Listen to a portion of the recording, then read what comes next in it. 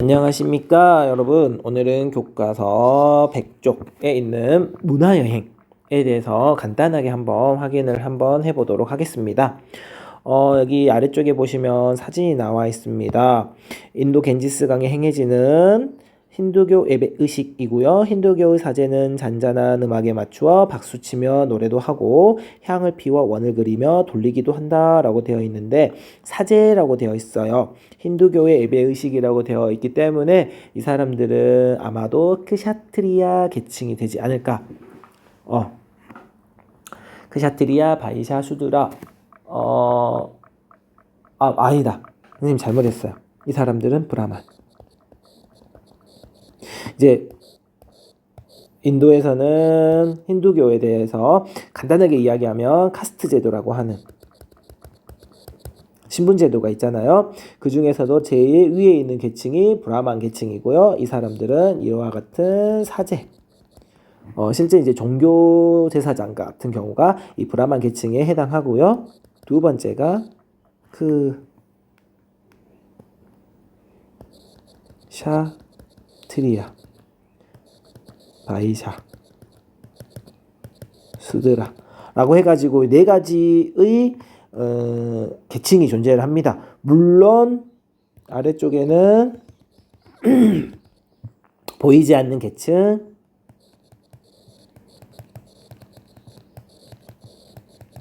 불가촉, 천민, 하리잔이라고도 불리는 불가촉 천민이 더 존재를 하고 있다고는 하는데, 이게 이제 거의 인도 국민의 한 20% 정도라고도 이야기를 해요. 그만큼 많은 사람입니다.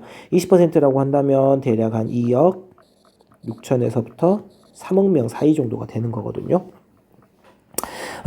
여기에서는 이런 문화, 종교뿐만 아니라 음식, 의복, 여러 가지 등에 대해서 이야기하는 시간이 되겠습니다. 오늘은 그 중에서도 종교여행 간단하게 조금만 한번 확인하도록 하겠습니다. 종교여행 조금 오늘은 되는 대로 한번 해볼게요. 우선 첫 번째 종교입니다. 종교여행은 종교와 관련된 성지 등 종교적으로 의미 있는 지역을 둘러보며 종교적 건축물과 풍습 등을 살펴보는 여행이다. 즉, 자신이 믿는 종교의 성지를 방문하여 종교에 대한 믿음을 한층 돈독히 하거나 다른 종교를 더 잘 이해하기 위해 관련된 지역으로 떠나는 여행을 말한다. 세계에는 불교, 크리스트교, 이슬람교 등 다양한 종교가 분포하고 있으며, 참고입니다. 불교, 크리스트교, 이슬람교가 세계 3대 종교입니다. 물론 여기서 말하는 종교는 보편 종교. 세계 3대 보편 종교. 보편 종교는 모든 사람들이 믿을 수 있는 종교를 이야기를 하는 것이고요. 이제 여기에 들어가지 않는 게 이제 민족 종교. 민족 종교가 있는데, 민족 종교의 가장 대표적인 게 힌두교, 유대교, 신도, 이런 것들이 있습니다. 자, 불교, 크리스트교, 이슬람교는 세계 3대 보편 종교. 다양한 종교가 분포하고 있다. 이런 민족 종교. 여행자는 종교적 관심을 가지고 종교와 관련이 있는 지역을 방문한다 라고 되어 있는데요. 우선 종교를 가지고 한번 이야기를 조금만 하고요. 이제 우리 책에는 불교, 크리스트교, 이슬람교 순으로 나와 있거든요. 그러면 불교부터 이야기를 한다면, 불교는 신을 믿는 종교는 아닙니다. 불교는 신을 믿는 게 아니라 부처의 깨달음, 부처님을 믿는 종교가 되겠죠. 부처님은 우리가 알고 있는 석가모니가 되겠고요. 이 사람 사람이죠, 사람. 석가모니라는 사람이 되기 전에는 원래 이 사람이 시타르타 고타마라는 사람입니다. 샤카 왕자. 이 사람은 룸비니라는 곳에서 태어났고요. 이 룸비니라는 곳에서 인도 지역으로 여행을 갔다라고 합니다. 그래서 이제 깨달음을 했던 이제 부다가야라는 곳이 이제 가장 유명한 장소가 되겠고요. 그 설법을 했던 사르나트 같은 경우도 이 유명한 불교의 여행지가 됩니다. 좀 이따가 책에 나오니까 한번 확인을 해보고요. 불교 같은 경우에는 아까도 이야기했던 것처럼 신을 믿는 종교가 아니라는 거. 그 다음에 불교에서는 보통 고행, 윤회, 그 다음에 살생금지 이런 것들이 이제 특징이 되는 게 이제 불교의 모습이 되는 것입니다. 다음에 이제 크리스트교 같은 경우는요. 조금 이야기할 게 많은데 크리스트교를 한자로 표현을 하면 기독교. 크리스트교를 이제 세분화시키면 세 가지로 나누어집니다. 첫 번째가 민족 종교의 하나인 유대교. 유대교가 아니라 죄송. 크리스트교를 크게 나누면 동방정교 혹은 그냥 정교라고도 하고요. 두 번째가 개신교, 그리고 세 번째가 천주교. 이 천주교를 이제 가톨릭이라고 표현을 하고요. 개신교 같은 경우를 이제 우리는 일반적으로 알고 있는 우리가 교회라고 이야기하는 친구들, 철치? 교회 그냥 여러분 편하게 이렇게 표현을 하는데 이 크리스트교가 분파가 됩니다. 처음에는 크리스트교가 하나였는데 원래는 이제 교황을 중심으로 해서 하나의 크리스트교가 있다가 누구랑 누구로 나누어지냐면 천주교와 동방정교 이렇게 두 가지로 나누어집니다. 이거는 교리만 가지고 이야기를 하는 것이고 이거는 이제 교황을 따르는 세력이 되는 것이죠. 그러다가 이 천주교 세력, 이게 교황을 따르던 세력이 부패를 합니다. 부패를 하면서 여기서 다시 갈라진 게 교회 개신교. 이제 개신교를 이제 이렇게 표현을 하거든요. 프로테스탄트라고 표현을 하는데 개신교가 이제 약간의 청렴, 청빈 이런 것들을 주장을 하자면 가톨릭, 천주교 같은 경우에는 약간 세속적인 모습들이 조금 나타났던 거예요. 그래서 이제 현재는 세 가지 형태로 나누어지고 우리가 알고 있는 건 이거는 지금은 성당의 형태다. 이거는 교회의 형태다. 그리고 동방정교는 보통은 나라 이름이 붙어요. 러시아 정교, 그리스 정교 등 이렇게 이제 나라 이름이 붙어서 생겨가는 게 이제 교회와 관련된 거고요. 이 크리스트교의 경전이 성경이잖아요. 성경은 구약 성경, 그다음에 신약 성경, 이제 구약 성경 39장하고 신약 성경 27장 해가지고 총 66장으로 이루어져 있는데 여기서도 특징이 있어요. 구약입니다. 구약 성경만을 믿는 친구가 있는데 그게 바로 무엇이냐면 민족 종교인 유대교입니다. 유대인들이 믿는다는 유대교는 구약만을 믿어요. 신약을 믿지 않습니다. 왜 그러냐면 유대인에 의해서 예수 그리스도가 십자가에 못 박혀 이제 돌아가시잖아요. 그래서 예수는 선지자가 아니다. 그러니까 우리는 구약만 믿겠다라고 해서 나온 게 이제 유대교 같은 경우 선민 사상을 바탕으로. 참고로 선민 사상은 선택받은 민족이라는 의미가 되는 겁니다. 그리고 이제 신약 성경까지도 이제 믿는 게 크리스트교인데 신약 성경을 믿는데 크리스트교하고 조금 다른 친구가 세 번째 나오는 이슬람교인데요. 이 이슬람교 같은 경우에는 신약에 나오는 예수 그리스도가 하나님의 아들인데 예수 그리스도는 많은 선지자 중에 하나이다. 그 중에서도 제일 위대하신 분은 모하메트 혹은 마호메트 무함마드라고 하는 그 사람이 가장 대표적인 선지자이다라고 하면서 알라 신을 섬기는. 그래서 이제 크리스트교와 이슬람교에서 말하는 크리스트교에서 말하는 신, 갓, 그리고 이슬람교에서 말하는 알라를 비교를 하면 다 신입니다. 유일신. 우리가 말하는 하느님 혹은 하나님이 되는 거예요. 그래서 어찌 생각하면 그리스도교와 이슬람교와 유대교는 뿌리가 서로 같다. 요 개념을 여러분이 한 번쯤은 확인만 하시면 될 것 같아요. 이게 이제 종교에서 이야기를 하다 보면 한도 끝도 없지만 그래도 조금은 알고 넘어가면 여러분이 좋지 않을까라고 생각을 해서 이야기를 했고요. 다시 한번 많이 이야기하지만 불교 같은 경우에는 신을 믿는 게 아닙니다. 부처님의 깨달음, 석가모니가 행했던 그 고행의 과정을 다시 한 번 더 자기도 같이 하면서 열반의 경지에 올라가는, 이제 고행을 통해서 열반의 경지에 올라가는 모습을 꿈꾸는 게 바로 이제 불교의 모습, 궁극적인 목표가 되는 것이고요. 이제 크리스트교와 이슬람교 같은 경우에는 신을 믿습니다. 유대교도 마찬가지요. 신을 믿는데 그때의 신은 유일신. 신이 딱 하나만 존재하는 겁니다. 그런데 민족 종교 중에서 다신, 신이 많은 종교가 있는데 그 가장 대표적인 게 힌두교예요. 힌두교에서는 유명한 3대 신들이 있습니다. 창조의 신, 그 다음에 파괴의 신, 중재의 신. 선생님도 정확히 기억이 다 안 나네요.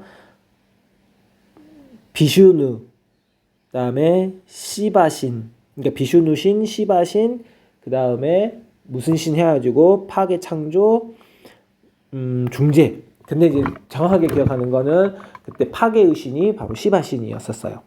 그래서 이제 힌두교에서는 세계의 신뿐만 아니라 뭐 수억에 달하는 많은 신들이 존재한다라고 이야기를 하거든요. 그만큼 많은 신들을 믿는 것이고, 이거는 이제 많은 신들을 믿지 않는 단 하나의 신, 하나님만 믿는 것이다라는 거, 이런 특징들이 종교에서는 있습니다. 그리고 이제 이 종교 여행을 떠난다라면 자신이 믿는 종교가 무엇인지에 따라서 가고 싶은 장소가 달라질 수도 있고요. 혹은 같아질 수도 있습니다. 조금 전에 이야기했던 유일신을 믿는 크리스트교, 이슬람교, 유대교 같은 경우에는 뿌리가 같아요. 아까 구약 성경을 믿는다라고 이야기를 했잖아요. 뿌리가 같다 보니 이 세 종교에서 말하고 있는 뭐라고 해야 되죠? 그 종교의 기원지 메카가 아니라 종교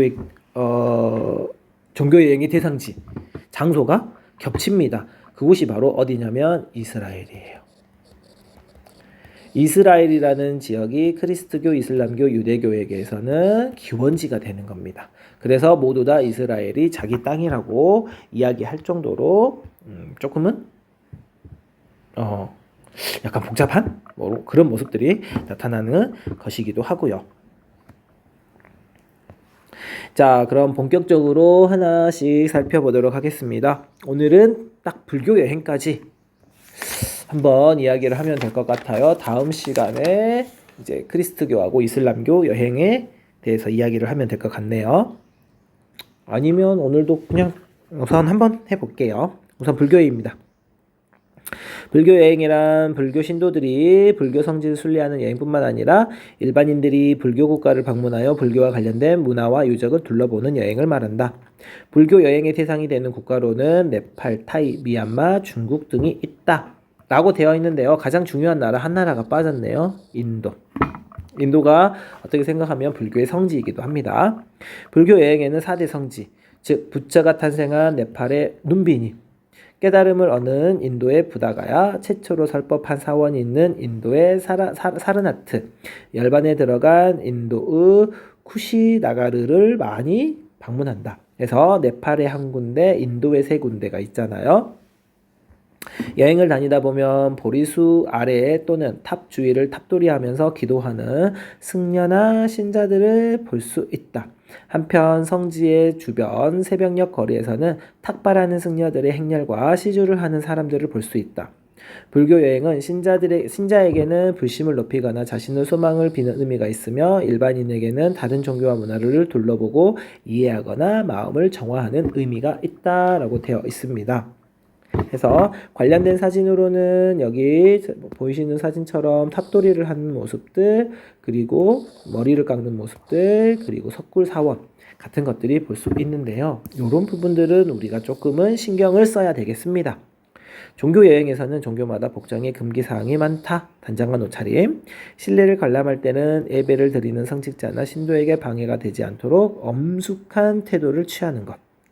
박물관이나 기념관 방문 시는 입장 대기 시간이 있어서 충분한 시간적인 여유를 가지는 것. 그리고 내부 사진은 촬영하는 제한하는 장소가 많기 때문에 촬영이 가능한지를 확인한 후 촬영하는 것들이 하나의 에티켓이 될 수 있겠습니다. 자, 다음 크리스트교 여행입니다. 간단하게 읽고 넘어가시면 될 것 같아요. 크리스트교 여행이란 예수가 활동하고 순교했다고 알려진 예루살렘이나 교황이 있는 바티칸 등 크리스트교 관련된 성지나 유적을 여행하는 것을 말한다. 이스라엘 예루살렘을 방문하면 만국교회가 위치한 겟세마네 동산에 들릴 수 있다. 이곳은 예수가 권력자들에게 체포된 장소이자 마지막으로 기도를 한 곳이며 예수가 십자가에 달려 죽었다가 사흘 만에 부활한 곳이라 믿는 장소이다. 그리고 예수가 다시 땅으로 내려오겠다고 약속한 곳이기도 하다. 따라서 믿음과 기도라는 종교적 의미를 되새길 수 있다라고 되어 있고요. 여기가 이제 만국교회의 모습이겠고요. 한편 바티칸은 이제 아까 이야기했던 걸로 이야기하면 가톨릭이 되겠죠. 성당. 교황이 거주하며 업무를 보는 장소이다. 이곳에 있는 장소 중 여행자들이 많이 찾는 곳은 성 베드로 대성당과 바티칸 궁전이다. 성 베드로 대성당은 성 베드로의 묘지 위에 세워진 세계에서 가장 큰 규모의 가톨릭 종교 건축물이기도 하다. 성당 앞 광장은 교황이 세계 각지에서 온 신자들에게 강론하거나 메시지를 전달하는 곳으로 가톨릭 신자들에게는 그 어떤 곳보다도 성스러운 장소이다. 바티칸 궁전은 일부를 제외하고 모두 박물관으로 사용하고 있다. 바티칸 박물관에는 미켈란젤로의 천지창조 등 르네상스 최고 작가들의 작품이 가득하다. 다른 박물관과 달리 바티칸 박물관은 그 자체가 거대한 종교 예술품이기 때문에 여유롭게 크리스트교의 문화를 즐길 수 있다라고 되어 있습니다. 그래서 아래쪽에 보시면 왼쪽이 성 베드로 대성당, 오른쪽이 바티칸 박물관이라고 되어 있고요. 바티칸은 이탈리아, 우리가 보통 장화를 그린다고 했을 때 이탈리아 로마가 이렇게 있다라면 이 로마만 다시 확대해서 그리자면 이 안에 조그맣게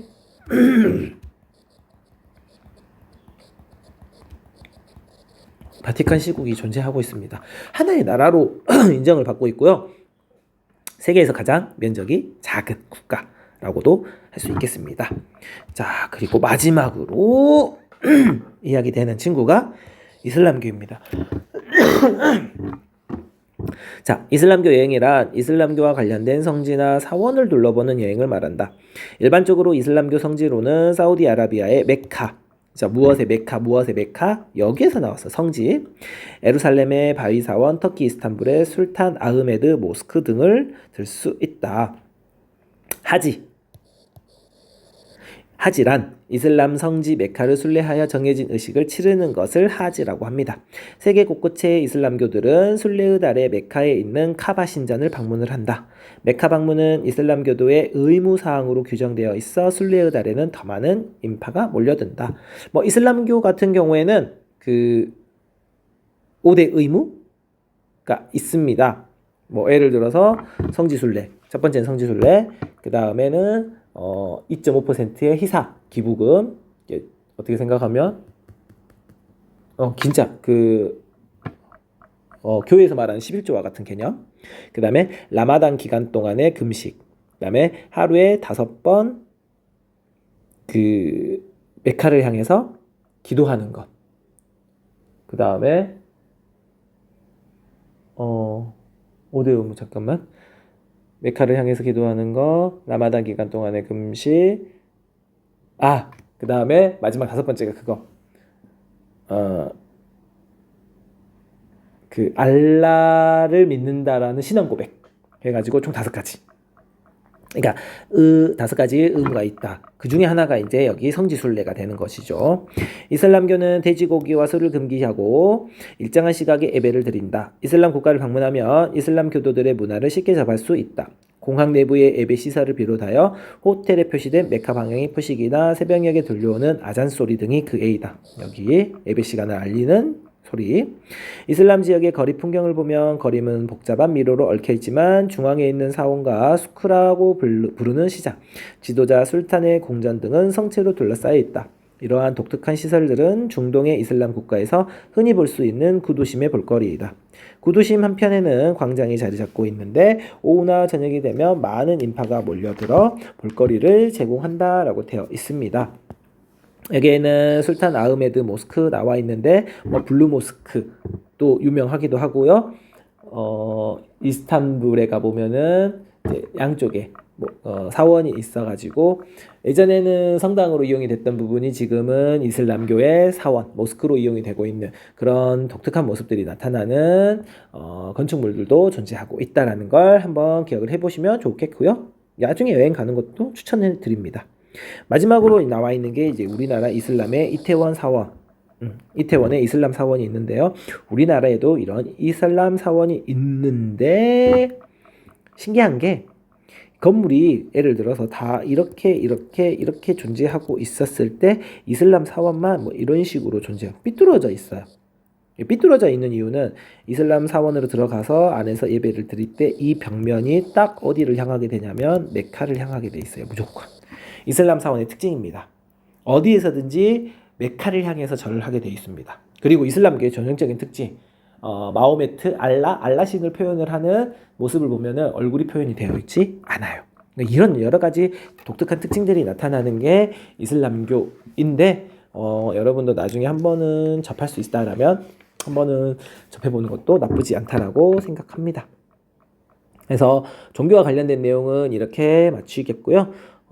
다음 시간에는 건축물 여행, 이제 온라인으로 하는 친구들은 건축물 여행을 먼저 이야기가 되겠고요. 아닌 친구들은 나중에 수업 시간에 한번 건축물 여행으로 들어가도록 하겠습니다.